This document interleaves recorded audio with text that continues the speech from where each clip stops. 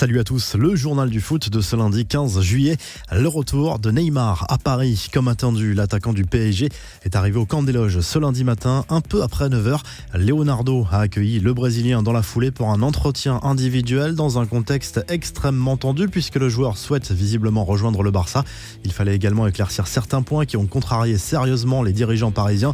Le père de Neymar a certes publié un long message sur Instagram pour défendre son fils après ses propos sur la remontada, qualifié de meilleur souvenir de sa carrière.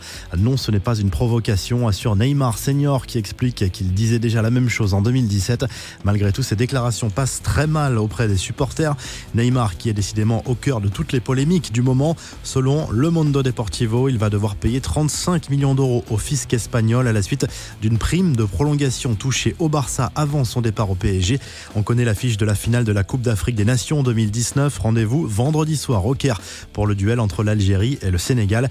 Les Fennecs ont fait vibrer leurs supporters dimanche soir après une victoire arrachée dans le temps additionnel contre le Nigeria grâce à un coup franc sublime de Mahrez, score final 2-1. Le Sénégal de son côté a battu la Tunisie 1-0 après prolongation. Scène hallucinante, cette grosse bagarre qui a éclaté entre journalistes sénégalais et tunisiens dans la tribune de presse. La Gazette du Mercato, les premiers mots d'Antoine Griezmann après sa signature au Barça. Le nouvel attaquant blaugrana a l'intention de conquérir le cœur des supporters les plus récalcitrants à sa venue sur le terrain. Le champion du monde a été présenté dans un Camp Nou sans public dimanche. Griezmann qui regrette l'attitude de l'Atlético Madrid dans ce dossier et s'est dit impatient de jouer avec Lionel Messi. En Italie, la Gazette dello Sport fait de nouveau sa une avec Matthijs de Ligt qui va signer à la Juve en ce début de semaine. L'Ajax Amsterdam et la Vieille Dame sont tombés d'accord ce week-end pour un transfert à hauteur de 70 millions d'euros. L'Inter Milan a repoussé la première offre de la Juve pour Mauro Icardi. La Vieille Dame proposait 40 millions d'euros selon le Corriere dello Sport alors que le club lombard attend 65 millions au minimum. Enfin, le PSG devrait obtenir rapidement la signature du défenseur central Abdou Diallo selon l'équipe et RMC Sport. Le défenseur français du Borussia Dortmund devrait rejoindre la capitale française pour environ 30 millions d'euros. Quelques infos en bref et en images. C'était il y a un an, jour pour jour, la France fête sa deuxième étoile en ce 15 juillet. Premier anniversaire de la finale du Mondial 2018 remportée par les Bleus contre la Croatie, 4-2.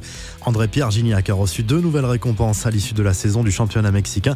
L'attaquant des Tigres de Monterrey a reçu 2 ballons d'or non donnés à ces trophées qui n'ont rien à voir avec la récompense décernée par France Football. Gignac a été élu meilleur buteur mais aussi meilleur attaquant du championnat mexicain.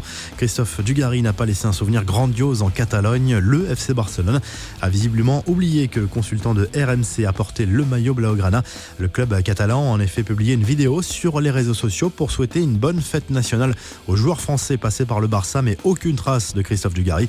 Excusé par le Real Madrid durant la tournée américaine après le décès de son frère Farid, Zinedine Zidane a rendu hommage à son grand frère décédé des suites d'une longue maladie. Mon grand frère de cœur Farid, tu m'as toujours montré le chemin. Tu étais juste généreux, courageux. Je suis tellement fier de toi. À jamais dans mon cœur, a notamment écrit le coach du Real Madrid sur Instagram. Vous retrouvez toute l'actu foot en live sur topmercato.com et l'appli Top Mercato.